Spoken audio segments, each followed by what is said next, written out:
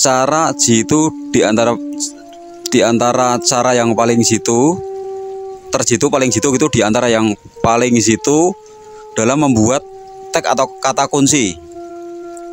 Kata kunci dalam sebuah pembuatan video atau konten YouTube ya. Jika semuanya tidak tersakup, mungkin yang ada 3 cakupan dalam pembuatan tag supaya bisa terhubung atau nyantol.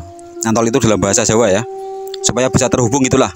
Nah itu jika ada 3 cakupan lalu yang Anda masukkan cuma 2, tentunya kan masih ada 1 lagi. Nah jika ada YouTuber yang lebih lihai dari Anda, terus YouTuber tersebut menggunakan 3 materi cakupan itu, tentunya pertama kata kunci atau tag pertama yang terhubung itu milik dia, bukan milik Anda.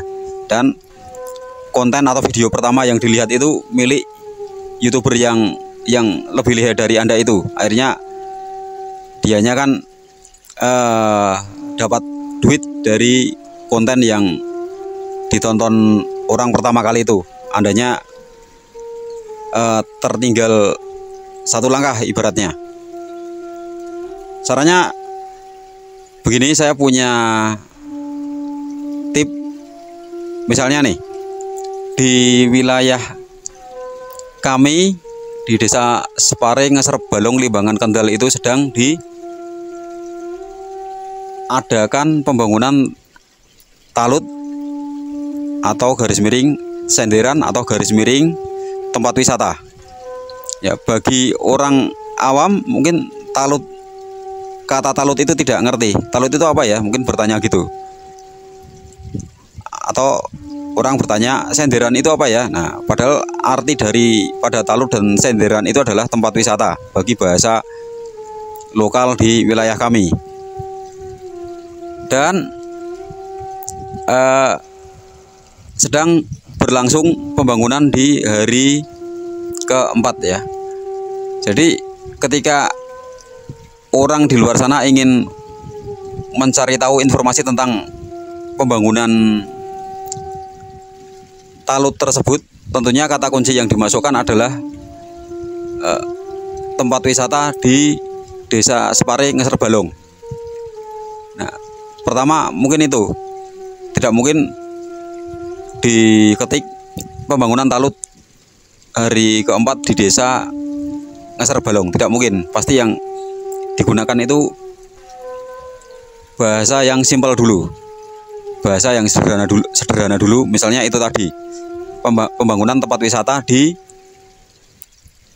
Desa Separe, Ngeser Balong. Nah nanti di YouTube, di beranda YouTube akan muncul konten tersebut. Nah lalu dilihat, nah itu yang punya channel itu dapat duit ya, karena kontennya ditonton, dapat penghasilan. Ditonton kan ada iklan masuk, nah dari situ bisa dapat penghasilan dianya. Itu garis besar yang pertama, cara yang pertama. Lalu cara yang kedua, ambillah materi yang lebih spesifik lagi. Misalnya pembangunan tempat wisata atau garis miring talut atau senderan di Desa Separe, Ngeser Balong. Nah dari situ nanti konten yang muncul di beranda YouTube itu akan lebih banyak lagi. Tentunya jika pemirsa di luar sana mengetikkan kata itu, tentunya bukan tidak mungkin atau kemungkinan besar konten Anda akan muncul dan konten Anda ditonton. Nah Andanya kan dapat untung nih.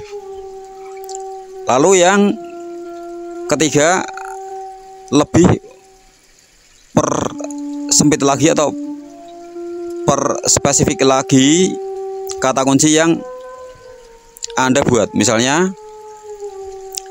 pembangunan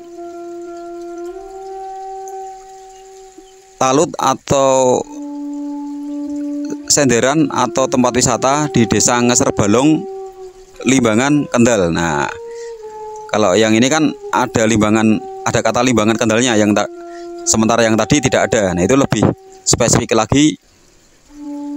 Itu artinya dari situ, dengan kespesifikan itu, orang di luar sono yang mengetik kalimat tersebut di YouTube akan dapat menjangkau channel Anda, atau dalam arti kata konten Anda yang Anda bikin tentang tempat wisata tersebut akan muncul di awal-awal, entah pertama, kedua, ketiga di perangkat dia,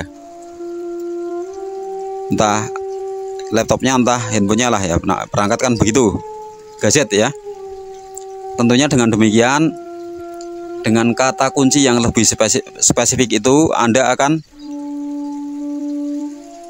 mendapatkan penayangan atau channel Anda atau konten Anda akan muncul di beranda YouTube, dan dengan begitu channel Anda akan lebih banyak dan lebih mudah dikenal orang.